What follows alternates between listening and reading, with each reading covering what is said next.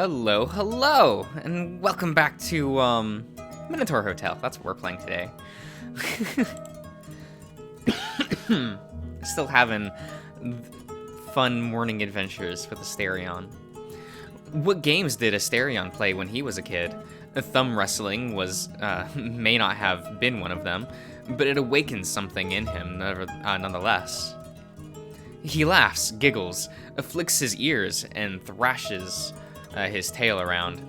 It is hard to say for sure, but even his cheeks seem a little flustered now. These intervals of childish wonder cannot last long, however. The living room is still a mess. After your playtime, Asterion 1, the two of you tidy up the place, carrying still the soreness in your cheeks that comes when one laughs too much. At times, he offers you an unashamed glance, with no attempt of hiding it.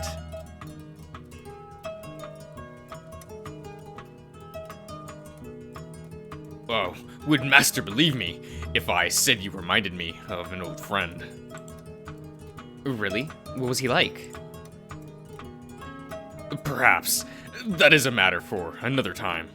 We do have our duties to attend to, do we not? And I have a mess to clean up as well. You take a good look at the floor. I am afraid you are right. In fact, we have a special mission for today. One of exceptional importance. Is that so? Now, what does my what does my wise lord have in mind? Well, do you remember our conversation last night about the internet? That's what we need to do. Connect this lonely place to the outside world. Nowadays, all guests expect to have an internet connection whenever they stop by a hotel. We need to keep up with modern times. Ah, yes, I remember now. You wish then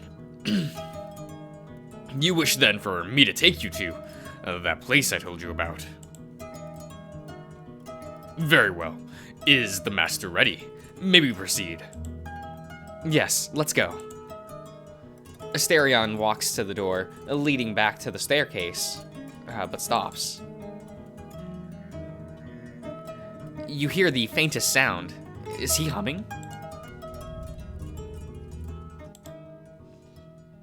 The door clicks, and what you see outside is nothing like the inviting light from the staircase.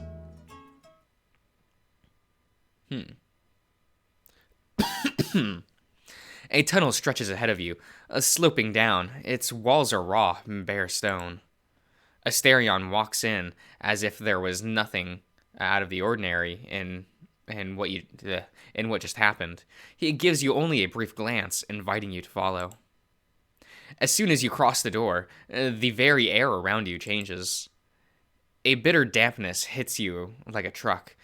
It pries your mouth open and burns it way into your lungs. The entire hotel so far had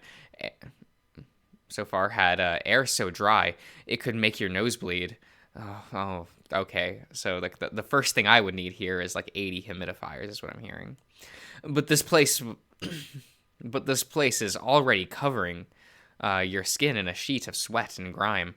Just being here makes you feel dirty. But Asterion keeps going, and you follow along a few feet back. The light from the doorway behind you grows dimmer, and the farther you go, the louder are the Minotaur's footsteps. The two of you travel a labyrinthian set of twists and turns, and with each shift, the walls change further into polished rock. The air worsens to such an extent that you have to make an effort not to cough. Regardless, your tongue is covered by a bitter oil that you can neither swallow nor spit out. The harsh sound of Asterion's hooves against stone, echoing all the way down the corridor, is both an invitation to proceed and an unnatural sound of pushing you out of this place. Okay. Sorry, I was looking at something. I get distracted easy, I'm sorry. That is, until the Minotaur steps on something brittle. You brag. Wait, you drag. Okay. Drag your feet along the floor and can feel the texture of the stone change. Its former smoothness has given way to a rougher, harsher surface that scrapes against your soles. Okay. The claustrophobic corridor gives way to a large chamber. It is darker than any room you have seen in the surface thus far, as safe perhaps for the old cold room, but light from the from some source that you can't quite determine still allows you to examine the chamber in full detail. The polished stone floor and walls, even outside the doorway, leads to the previous corridors, are covered with a thin layer of purple dust. The layers get thicker and thicker as your eyes follow them to the center of the room, where a larger wall of crystalline rock in that same dark color cuts the room in half. To the right and left, there are two large wooden tables on which a number of people could have worked together.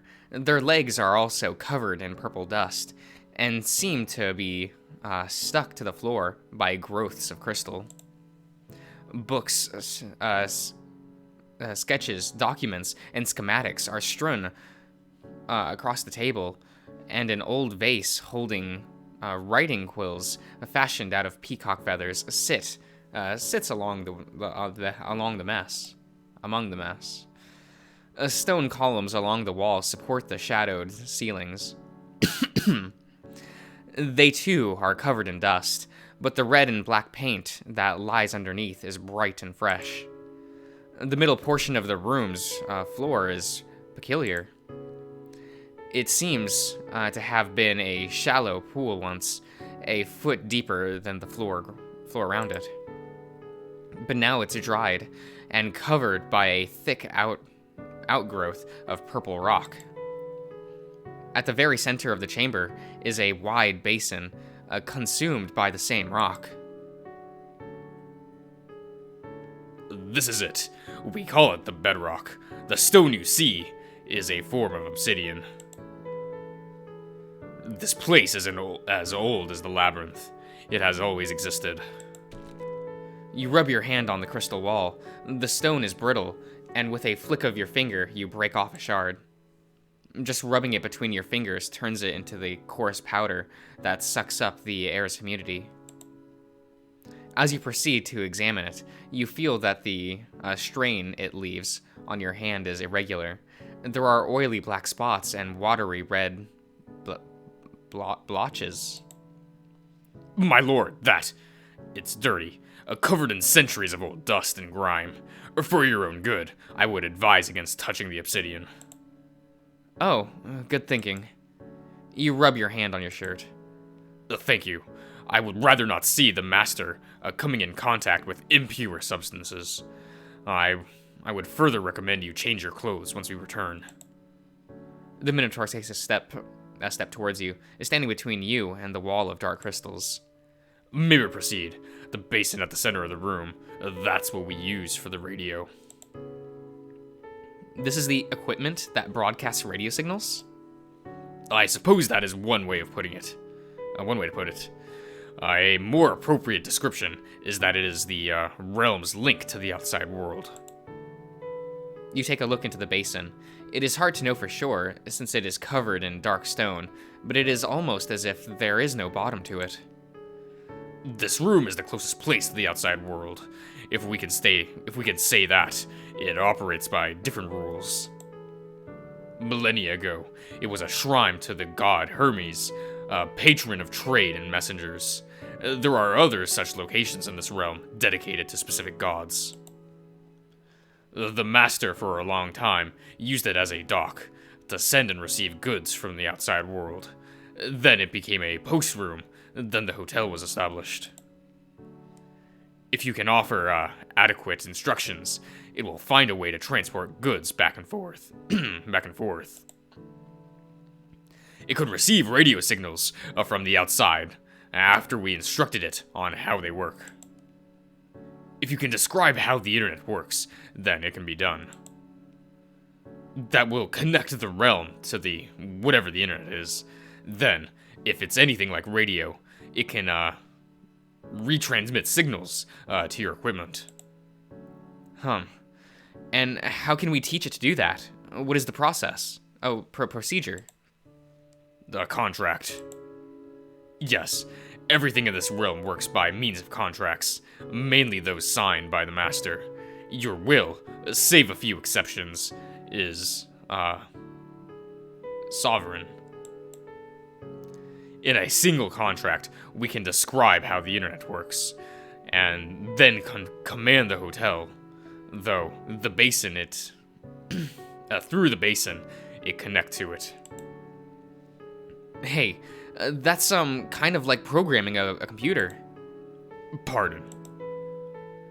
It's how computers work, and that's what I mean. They follow your instructions, nothing more. If you give a computer bad instructions, they won't work. You need to be very precise. Tell it step by step, in its own language, what it needs to do. Yes, I suppose your comparison is adequate. That indeed is how the hotel works.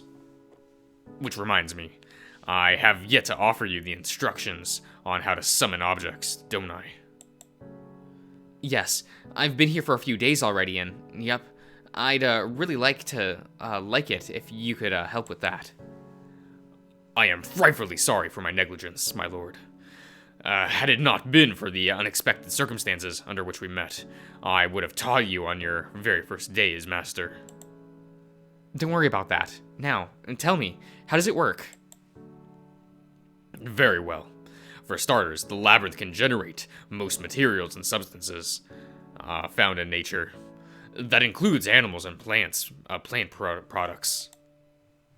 It can generate living beings as well, but for a number of reasons, that function was disabled. It's a long story. We can discuss it another time. The labyrinth can generate complex constructs and manufactured objects, if you can instruct it on how said thing can be built with raw material. For clothes, we have quite the archive instructions. You can trust the hotel to manufacture even complex garments without issue. It cannot, however, fabricate currency. Neither will it produce metal like gold or silver in large quantities, and a few other substances which were used in commerce back when the realm was created.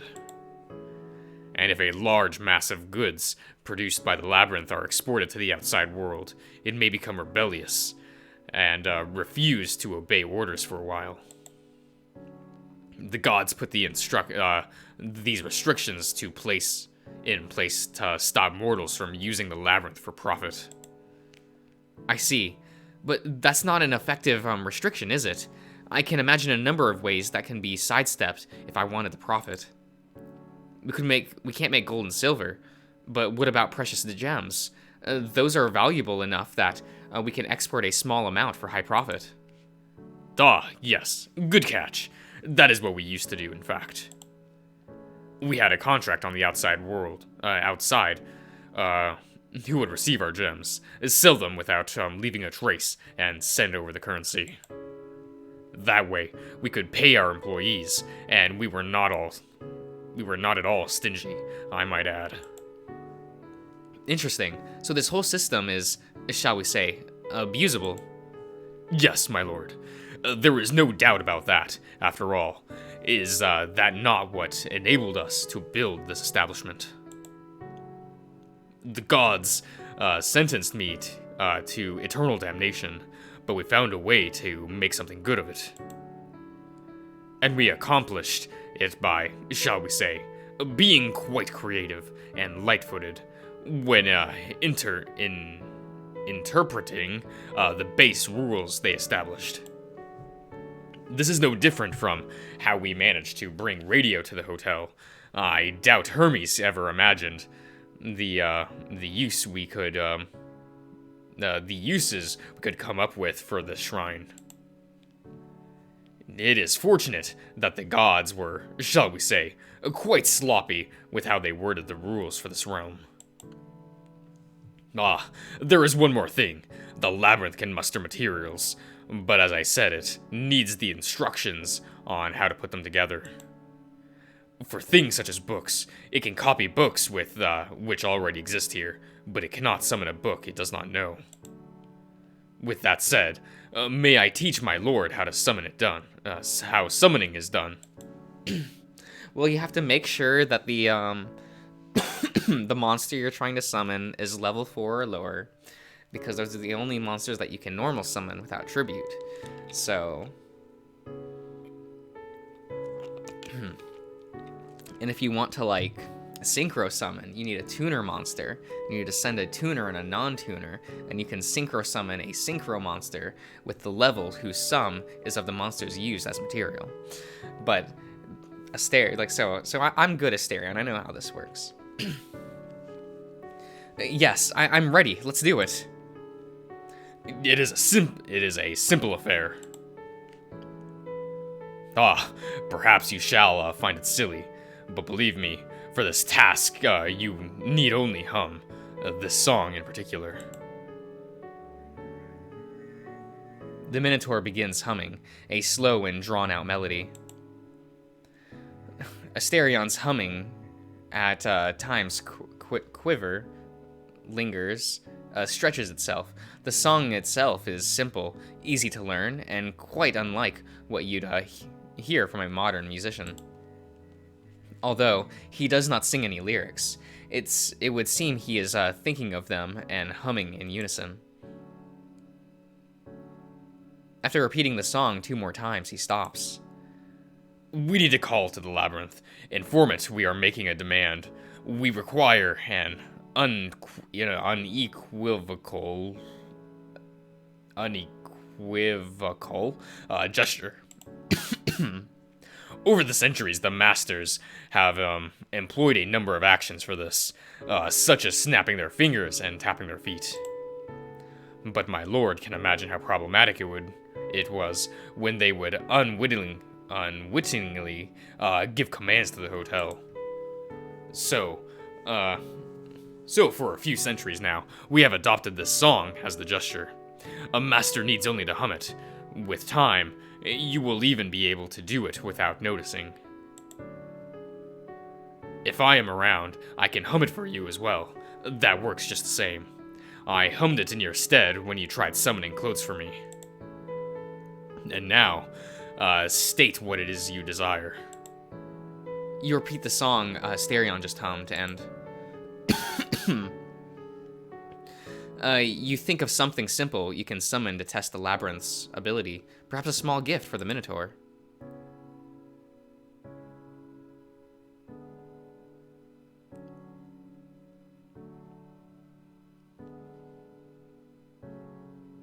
Which one would he like?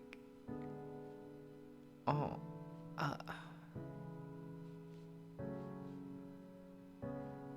think the neckerchief would be cute, but like, you know, the wristbands go with more things.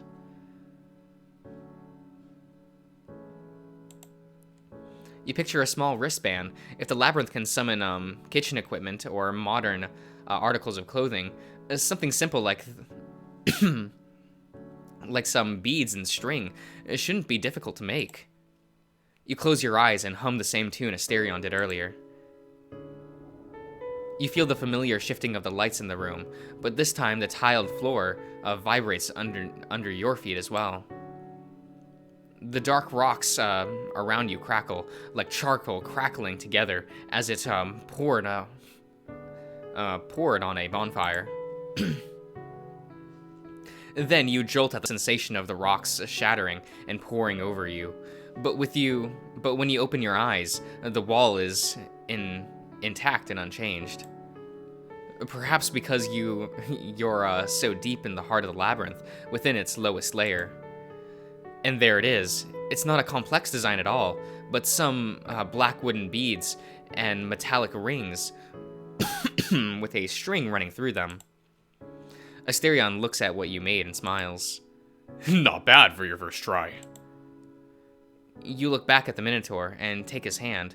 It goes limp in your touch, but now you feel his entire body relax as you tie the wristband for him. Thank you, Master. It doesn't suit me. Oh, yeah, it does show. Okay. Yes, looks great. All right, enough messing around. How about we get started on the internet thing? Where do we even start?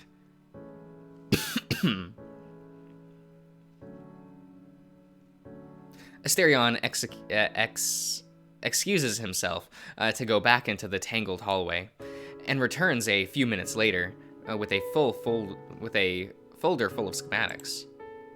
He lays them over the two tables.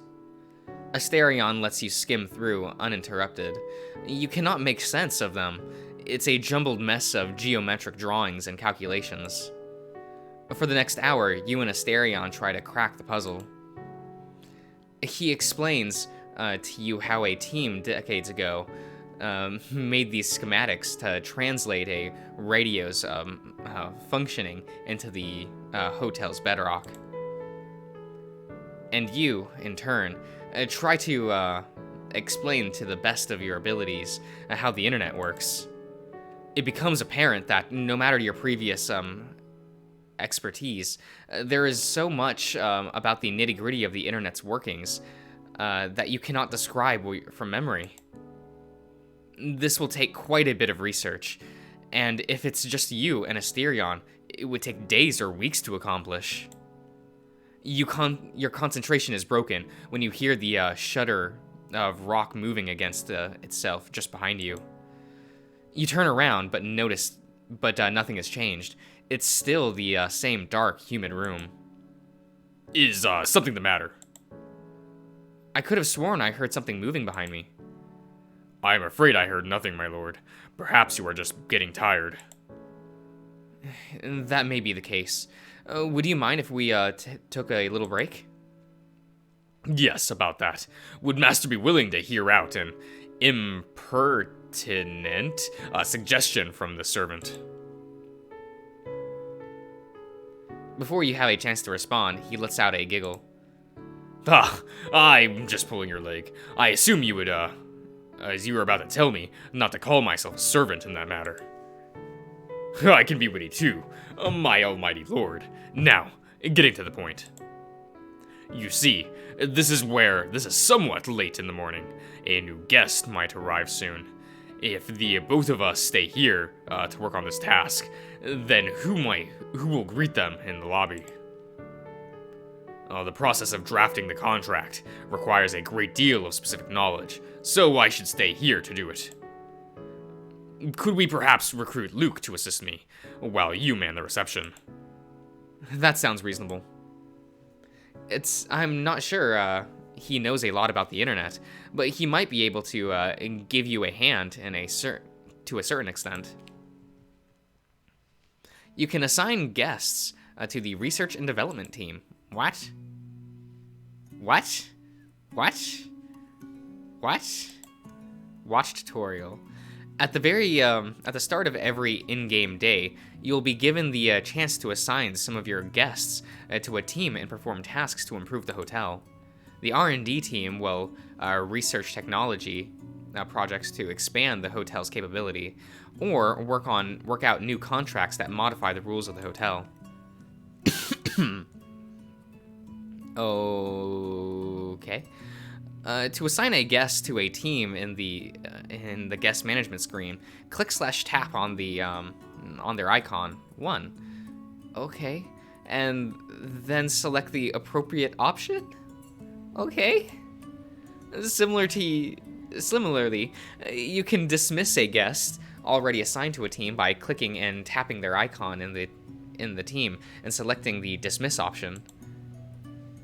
Every guest has a set of stats, tech, and contract.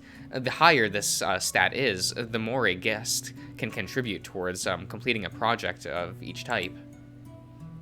Every session, your team's stats total will be spent towards working towards a reward, such as completing a tech project or crafting a contract. Every reward has a stat requirement that must be met for you to obtain it. If your team cannot reach that total, don't worry, your progress towards obtaining a reward will carry on to a future session. Okay. You can see this tutorial at any time in the help menu. Good. Oh. Okay, his tech is 2. So, okay.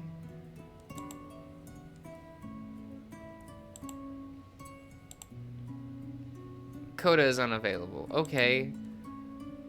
Oh, I can dismiss. Okay, so this is where I can, like, dismiss them. Okay. Finish? Okay. No, very well, my lord. I shall realize you will be, I shall, realize your will, post-haste. I shall summon Luke for his help. Your guest stats can be seen in the guest screen in the menu. You can expect your current team members in the team screen. Where are these? Would it be in Ledger? It is in Ledger. Okay. Ritano. With that, you head out. Just as you are leaving, you hear it again. The sound of the rock groaning against itself right behind you, beyond your grasp. Okay. Okay, I'll end the part here, so I'll see you around, everyone.